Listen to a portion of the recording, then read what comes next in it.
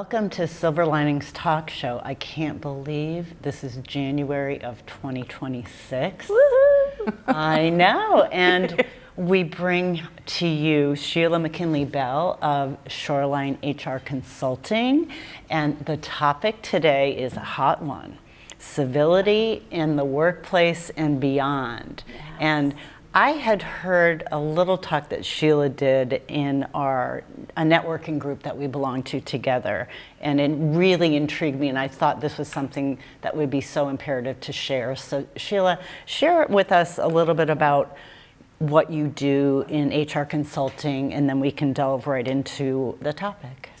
Okay, well, in my consulting practice, I work primarily with small and medium-sized businesses that don't have human resources, don't need it on a full-time basis, but have HR needs from time to time. So my business model was built around being sort of as-needed HR. So businesses don't have the ongoing costs of an HR department, but they have a professional. I've been an HR professional for over 30 years, so they get all of the benefits of having a full-blown HR department. So, so that's what I do. And, I love that. You know why? Because then you really truly see where the needs are. Oh, because yes. people are tagging you when they really truly need something. Definitely. Mm-hmm. Yeah, definitely. I love that. Can you tell us what things generally look like right now in the workplace and how that may expand to more of like a social global of just at least what you're seeing happening in the workplace, and sticking with the topic of civility? Yeah, and I brought some slides to kind of show some of the stuff that we're going to talk about today. But yeah, all throughout last year, 2025, just past year, probably at least, well, I won't exaggerate and say once a week, but definitely once a month, I was receiving information from my trade association, the Society of Human Resources Management, about civility in the workplace. I was hearing about it from my clients who were saying that they were, running into problems with people who were just not getting along. There was a lot of disagreement, a lot of it around political issues, but there were lots of other reasons why people were just having conflicts in the workplace. So those statistics on that slide. Yeah, can you bring that slide up again? We're very, Yeah, so SHRM actually decided to do a survey, and actually it was up until, this information is up until September 4th of 2025.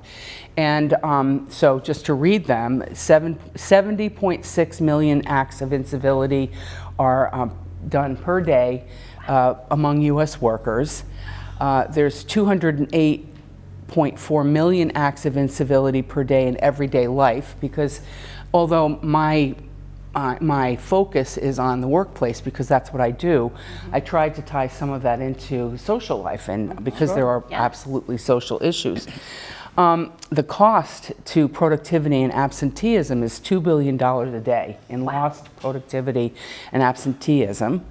72% of employees surveyed think their supervisor could do more, and that tends to be a focus for me in my work, because there's still a long-standing trend that employees join organizations because of the work that they do, and they're interested in joining that organization, but they leave organizations for the same reason, and that is because of their relationship with their supervisor.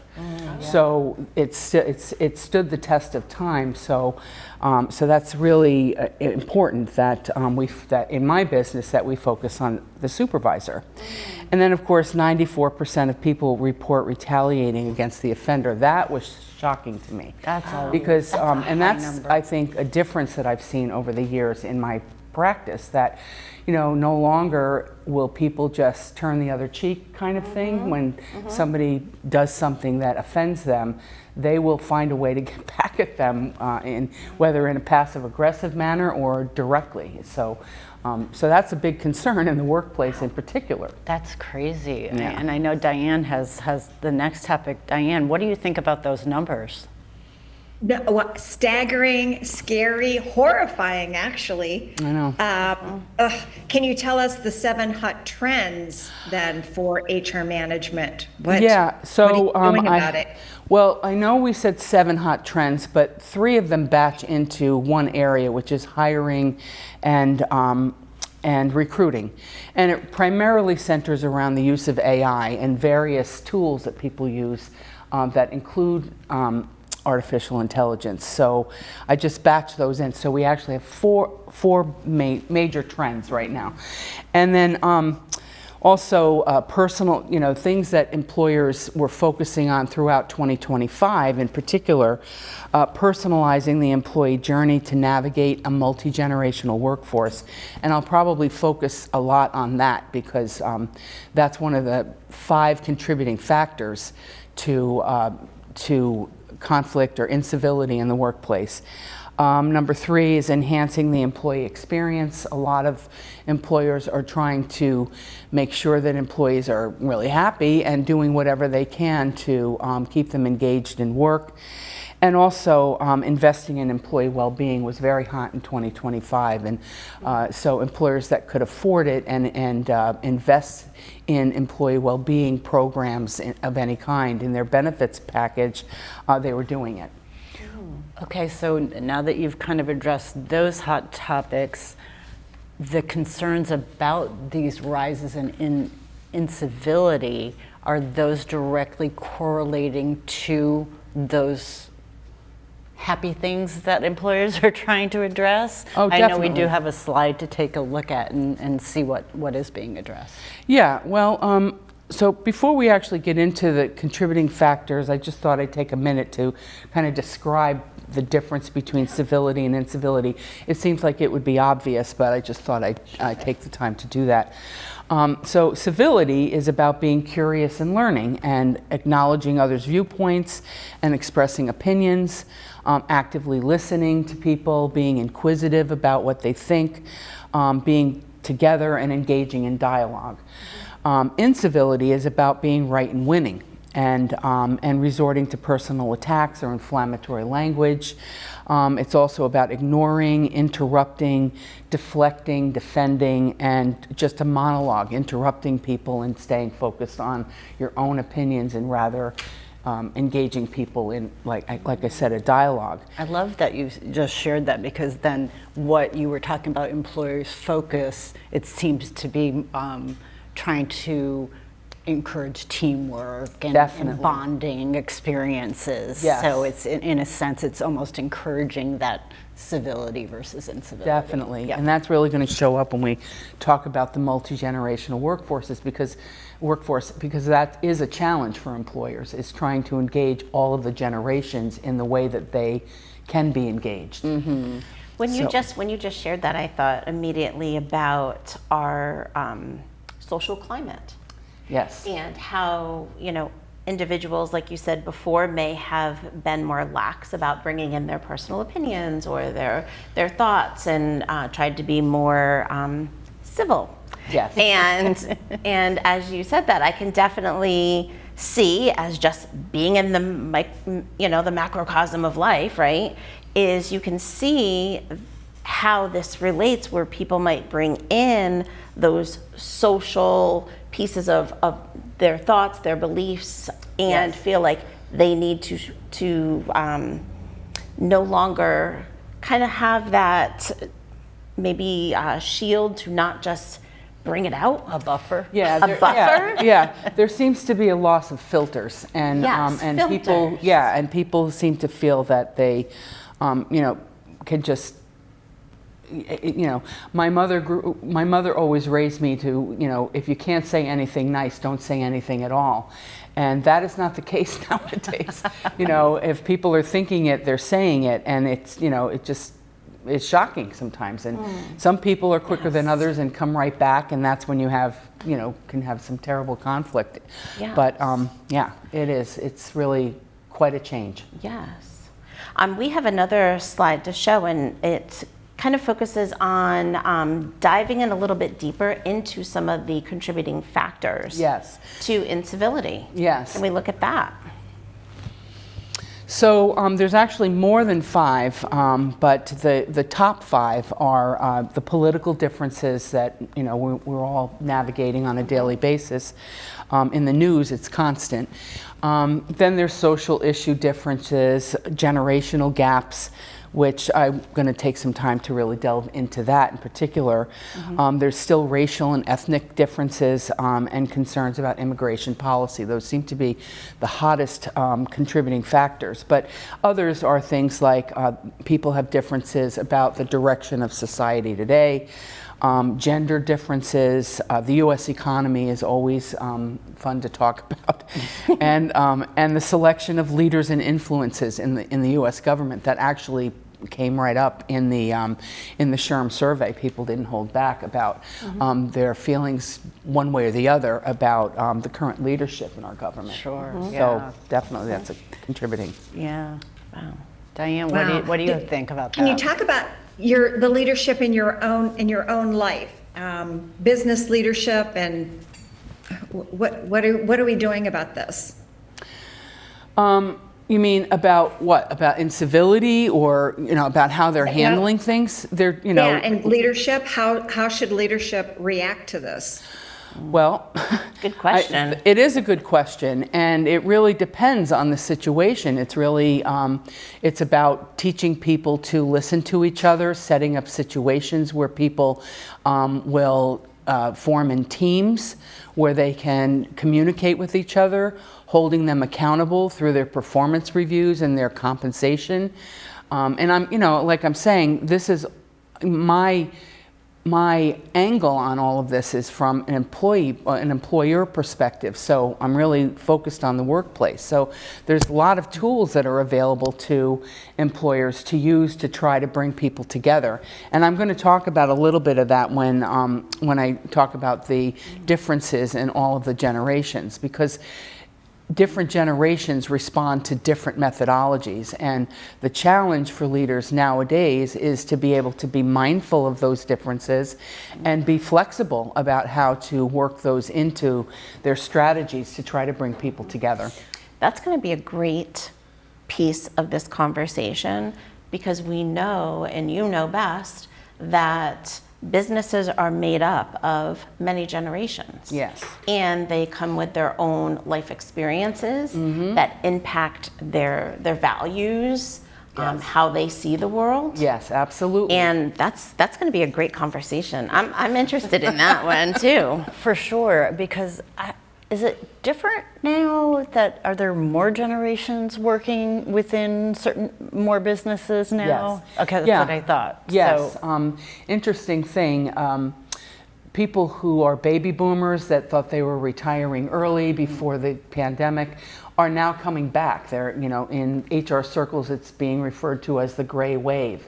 So, so there's currently 5 different generations that are in the workforce, and the baby boomers are actually coming back. They're still members of the silent generation that are still working. It's a small percentage, but they're still out there. And but the baby boomers that thought they were going to retire early, pre-pandemic, are coming back. So it's actually been a decent shot in the arm for some employers to bring people back, because baby boomers have a lot of experience that they don't have to be trained up. You have to spend a lot of money training them up. They can come right in and jump in and support the workforce. So You put a slide on this topic. Yes, of I do. The I do. generation differences. Yeah. Why don't you check that out? okay, well, let's get it up. Yeah. So so if you these look at the far percentages? right of the graph, that's the traditionalist. So this is showing you what percent of the workforce is in each of the generations. So to the far right is the silent generation.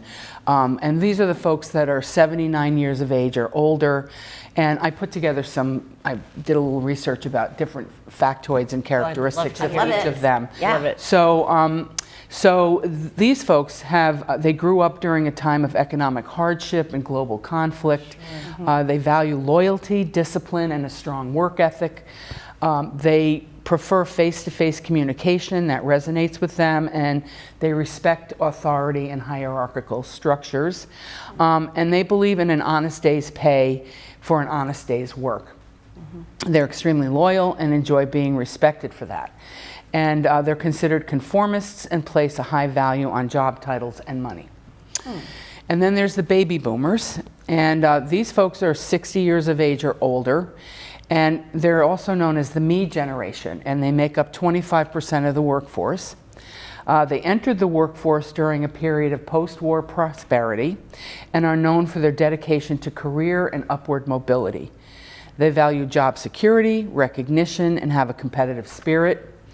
They are predominantly in their 60s and are well established in their careers. They're often ambitious, work-centric, loyal, and cynical. I like that part. We got to have a little cynicism. Meaning they're questioning. Yes, exactly. They prefer monetary rewards, but also enjoy non-monetary rewards like flexible retirement planning, flexible work schedules, and peer recognition, Nice. And are considered a goal-oriented generation. And so that's the baby boomers. Then you have the Gen Xers, who are 45 years of age and older. And this group represents approximately That's us. So this group represents approximately 50 million Americans and 35% of the workforce. They're a bridge between the older and the younger generations and are credited with bringing about the work-life balance movement.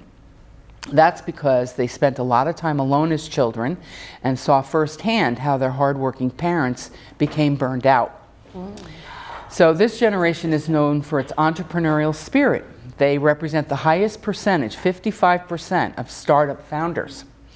Even if they don't have their own businesses, Gen Xers prefer to work independently with minimal supervision. They value work-life balance, autonomy, flexibility, opportunities to grow and make choices, and having relationships with mentors. They are skeptical of authority and prefer a no-nonsense approach to communication and are comfortable with both traditional and digital tools of communication. They also believe that promotions should be based on competence, not rank, age, and seniority. Absolutely. I mean, you're singing my song. I'm You aligned. identify? I align and identify to so much you said. They are motivated by recognition from their supervisor, flexible schedules, and benefits like working remotely, bonuses, and I added, and gift cards. Gift cards. This generation likes gift cards. Okay, and then there's millennials who are 29 years of age and older. They're also known as Gen Y and the trophy generation, and they make up 37% of the workforce. Millennials seek purpose in their work and place a high value on collaboration, diversity, and regular feedback. They enjoy selling their skills to the highest bidder. So unlike baby boomers, they are not loyal. They have no problem jumping from one organization to another. And I've seen that a lot with my clients, with just keeping people and getting them to come to work. Yes, yes. What's the age group again? It's 29 plus to 45, so it's Okay. like 30s into the early 40s. Okay. So they have no problem jumping from one organization to another. The work culture is extremely important to this generation, and they want to work in an environment where they can collaborate with others. They are tech savvy, adaptable, and often prefer a less hierarchical workplace. Flexible schedules, meaningful work, time off, and embracing technology to communicate are very important to millennials, and they thrive in environments with structure, stability, continued learning, and immediate feedback. They really prefer that open door, that open door policy that some organizations speak to. They really hold you to it. If you don't leave your door open, that's a problem. They for come them. a knocking. Yeah, they do. And then we have the Gen Zs. So the Gen Zs are 13 years of age and older. They're also known as Generation 9/11. This generation makes up 1/4 of the population, which makes this generation larger than the baby boomers and the millennials, and currently comprise approximately 8% of the workforce now, and are projected to make up 30% of the workforce by 2030. They value transparency, rapid career growth, and meaningful work, and are motivated by social rewards, mentorship, and constant feedback. They prefer flexible schedules and want to be given responsibility. Other areas of motivation are providing experiential rewards and opportunities for personal growth. And they expect structure, clear directions, and transparency. What is most intriguing about them is that a majority of them prefer face-to-face communication, and they prefer digital communication and expect organizations to be socially responsible and forward-thinking. Absolutely, I see that in my kids, but I can see how it would be hard to manage a staff or Definitely. a company with all of these different personalities and needs. Yes. I can definitely see that. So my sympathies to the Supervisors. supervisors who just got ranked on with that percentage, because they're trying to, do for everybody. Yeah, and also what generation the supervisor is from also has a bearing on that too. Which Sure. is, not to go too far into the weeds on that, but it's true. When I'm talking to a client about their supervisory group, I'm interested in knowing their age, not because I'm discriminating, but because I'm just want to get a feel for sort of the characteristics of their generation, so I can speak to what resonates with them about helping their workforce. I mean, if they're working with traditionalists or baby boomers, and they're a millennial, they're going to want to, you want to be sensitive to those needs. You know what I love about this that I just thought of is about how important it is to have all these generations together. Yeah. Because they all bring something different to the table. Yes. Right? That's right. And how valuable it is for a company to have that diversity Definitely. of age. Yes. Because, everybody's going to learn from each other. I was just thinking that. And the learning and enhance from each other. each other. Right. I think that would be so important for any business to really have that diversity in age. Yes, I agree. So Diane, what do you have to offer now Well, I was just thinking about what you're saying, and I love the millennials because they just really help me a lot. They teach me how to use different technology things, and they seem to be very patient with the older generation from the people that I've met anyway in my work experience. So hats off to them. Yes. Yes, I agree. And then there's I don't want to miss Generation Alpha, which is the birth to 13 group. Okay. So they're coming down the but we pike. don't have a lot of characteristics about that group yet. So Yeah. coming down the pike. So suggestions to help with this civility in the workplace. We have a slide for that. Yes. Thank goodness, because I'd love to see some of these recommendations, because I know it will also help in our families. yeah, Right? definitely.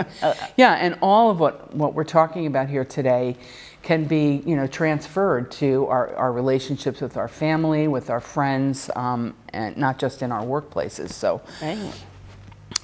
So the slide, I don't know if that slide's up, but Yeah, some can of we bring up the slide There it for is.